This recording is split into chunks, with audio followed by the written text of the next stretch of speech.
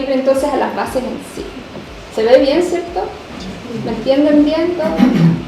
Lo primero, las etapas, que es lo más importante para que pongan en sus agendas cuáles son los plazos. Hoy estamos en el lanzamiento, 23 de noviembre.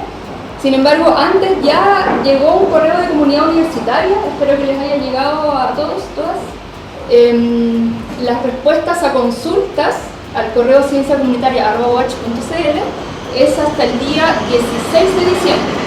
Posterior a ese día no se va a contestar nada. Entonces anótenlo también ahí en su agenda para que sepan. ¿Por qué hasta ese día? Porque la semana siguiente cerramos las postulaciones. Y obviamente en una semana es muy difícil que alguien formule una investigación sobre todo de este tenor, ¿cierto? Que es co-creada, co-formulada. La adjudicación es en enero de 2023, no sabemos bien qué fecha de enero, por lo tanto lo ponemos ahí, todo depende de cómo se den las cosas, cuántos proyectos lleguen, etc. Y la ejecución de los proyectos está prevista entre enero a julio de 2023. Si bien es cierto, son 7 meses, y en las bases dice que son máximo 6, estamos también jugando un poco con el tiempo porque febrero es un mes que suele estar un poquito lento. Está dirigido a académicas y académicos de todas las sedes y campus de la Universidad Austral de Chile, en articulación con estudiantes de pre- y posgrado y organizaciones comunitarias. Eso es básico. Primero, los proyectos deben tener un enfoque multi, inter o transdisciplinario. ¿Por qué? Porque los problemas son complejos, por lo tanto no se pueden abordar desde una sola disciplina. Es imposible.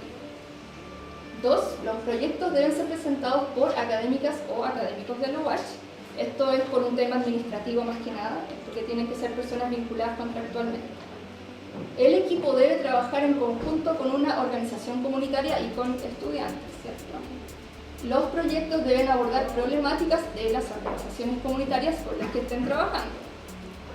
5. El monto solicitado, bueno, el máximo 3,7 millones.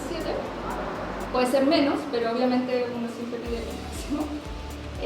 6. Los proyectos tendrán una duración máxima de 6 meses, también puede ser menos, pero 6 meses es lo recomendable, además para que se enmarque dentro de los procesos de tesis. 7. Los proyectos deben presentar cartas de compromiso, es una manera también de dar cuenta de que se está trabajando con la organización, de que hay un estudiante o un estudiante involucrado. Es para comprometer, como dice. 8. El proyecto debe tener la capacidad para adaptarse al contexto sanitario porque seguimos en pandemia, entonces tenemos que ser lo suficientemente flexibles para también asegurar la viabilidad de los proyectos. Y 9. El proyecto debe considerar registro de actividades para fines comunicacionales. Esto es muy importante porque muchas veces nos pasa que estamos trabajando y se nos olvida registrar lo que estamos haciendo. Entonces, ¿qué pasa? Que después no lo podemos comunicar. Pero sí voy a detallar asuntos que son más específicos de esta convocatoria, como por ejemplo el equipo del proyecto y el presupuesto. Esas son cosas que sí son específicas de acá. Les puse una fotito de cómo se ve más o menos el Excel para postular. Todos estos documentos están disponibles en el Drive, que les llegó a sus correos y que también van a poder acceder aquí en términos generales. Les menciono que el proyecto financia gastos de personal y gastos operacionales. Se pueden agregar aportes propios y aportes de terceros, pero no es necesario. El gasto de personal se refiere a las remuneraciones. Las remuneraciones son para personas que tengan un contrato con la universidad por medio tiempo o menor. Son exigencias del Estado, no son exigencias de nosotros.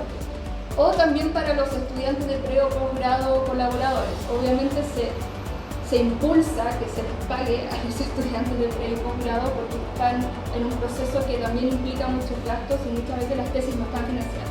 Por lo tanto, esta es una buena manera de colaborar con esto. Eso es hasta un 50% del total del fondo. Y los gastos operacionales pueden dividirse en transporte, alimentación, fungible, asesoría, análisis. Todo esto lo pueden ver también en las bases en detalle, ¿no? Ahora, los documentos para postular. El primero, que los encuentran todos también en el Drive, es el formulario de postulación, que es en un formato Excel, segundo es el anexo, el currículum vitae del equipo de trabajo, también hay un formato establecido. El anexo 2 son las cartas de compromiso, que también tiene formato. El anexo 3 es el certificado de vigencia de la personalidad jurídica de la organización comunitaria. Esto se obtiene desde el sitio web del registro civil. ¿Ya? Nosotros no tenemos formato para eso porque ya existe en el registro civil. El anexo 4 son las cartas de apoyo de decanas o decanos de la facultad o facultades involucradas en el proyecto. También hay un formato para eso. El anexo 5 es el certificado de alumno regular del estudiante de pre o posgrado. Y el 6 y el 7 son anexos optativos, que en realidad sí que existen aportes propios o de terceros.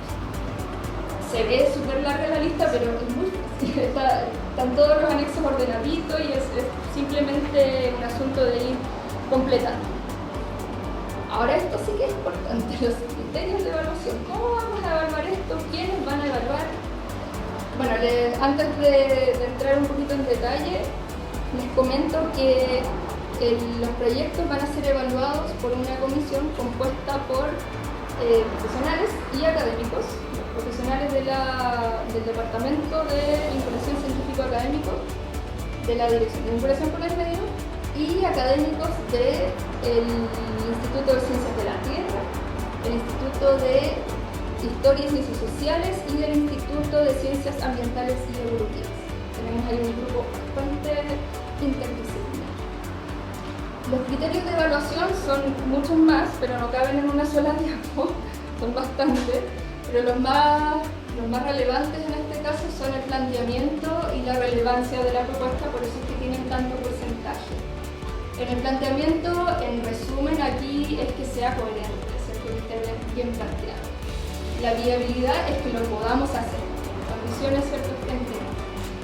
La relevancia es la pertinencia del proyecto a las problemáticas de la comunidad. Por eso es el ítem, digamos, que tiene más porcentaje. La experiencia del equipo aquí se comprueba a través del currículum. El presupuesto también es importante que lo evaluemos porque a veces puede ser que lo hayamos formulado mal o que no se le haya, por ejemplo, destinado ni un poquito de honorario al estudiante y ahí estamos mal, ¿cierto? Porque obviamente hay que ayudar a que pueda trabajar. Y también tenemos un último criterio, que es el carácter multi, inter o transdisciplinario. Todo esto está disponible en las bases y lo podemos también ir preguntando aquí más en detalle. La escala de evaluación va de 0 a 100, es según también el formato de ciencia pública, pero también se parece en realidad a muchos otros formatos. Por ejemplo, los de ANIT también son así, solo que en vez de 0 a 100 es de 0 a 5. En el fondo es una escala muy similar. Va desde no evaluable hasta excelente. No evaluable es que en realidad está un poquito inadmisible, como que no presenta todos los documentos, o en realidad no se puede evaluar. Y el excelente obviamente van a ser